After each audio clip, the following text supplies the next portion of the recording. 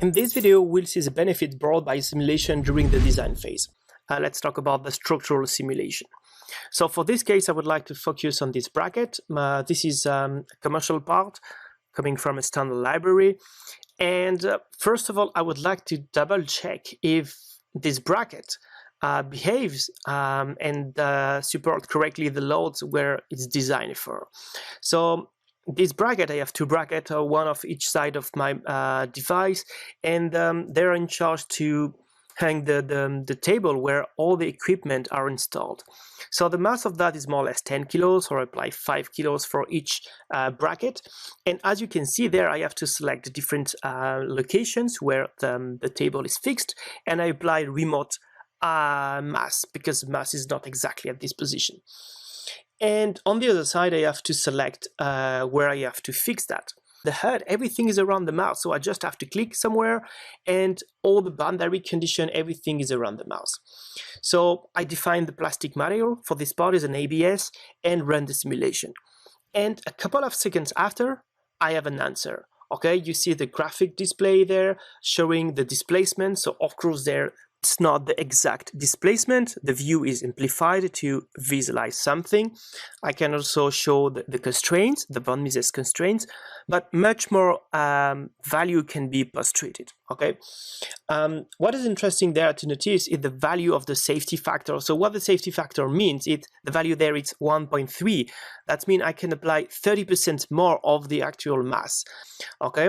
So the original mass of my model was about 70 grams, so I expect to have more or less exactly the same thing, but much stronger, of course. So I'm gonna to use another material, okay, and I will also reduce the number of screws and fixation. So that's why I reduce the number of fixation on both sides, okay, and yeah.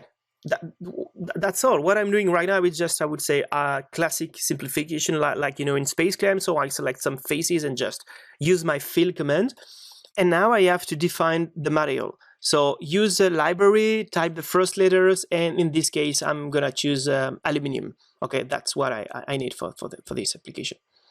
Okay, so for my topology optimization, you see by default all the boundary condition have preserved areas. So that's the pink rings we can see on the screen. And there I'm gonna to do something pretty drastic, because I'm asking to remove 80% of the material. Okay, that's a lot, of course. So just to be sure to track the convergence of my model, I would like to track the mass, and I can stop when I need. I don't have to wait till the end of the optimization process, okay?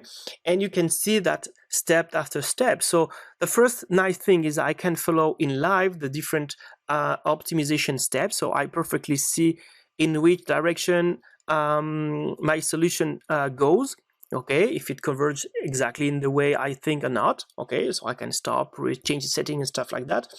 And you see that after, yeah, it's about 10 iterations, I'm more or less where I need. So I still need to wait and to have a flat curve. And okay, it gives the feeling to be flatter. Okay, that's fine. If I look at the graph there on the side, yeah, the mass is about 70 grams. It's more or less like this. We will check at the end, but I guess I have the correct mass. So based on that, I could maybe wait a couple of iterations and stop it. Okay, and again, that's really interesting because it's fast, it's super fast, and all the stuff you see there, it's ran on my computer in live. Okay, so it's okay. I can stop the simulation there and look at the result. Okay, so if I look around, okay, of course a lot of material have been removed. That seems clear. Okay, and then I can change and I can show the displacement at the case here, or I can view another value to postulate, be the constraints or whatever.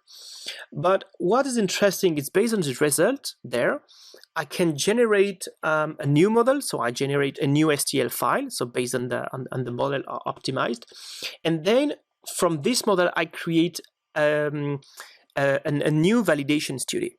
Okay, so automatically Discovery create a new study, reapply the boundary condition, everything on the result. and then I ran new structural simulation on this new part, and you can see the result there. And the first thing I can see, I can double check, is the safety factor. So the safety factor when the model will be converged, so I still have to wait a couple of seconds down. You see the safety factor, it's 10. Okay, that's mean I can apply 10 times my existing load. So I could still optimize yet the model. Okay, I could increase again that. And the displacement, it's much lower.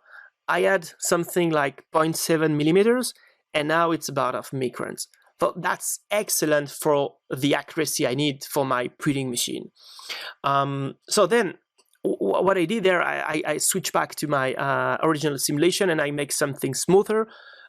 It's much better, as you can see, but I can go one step after. I can recreate a solid based on this STL.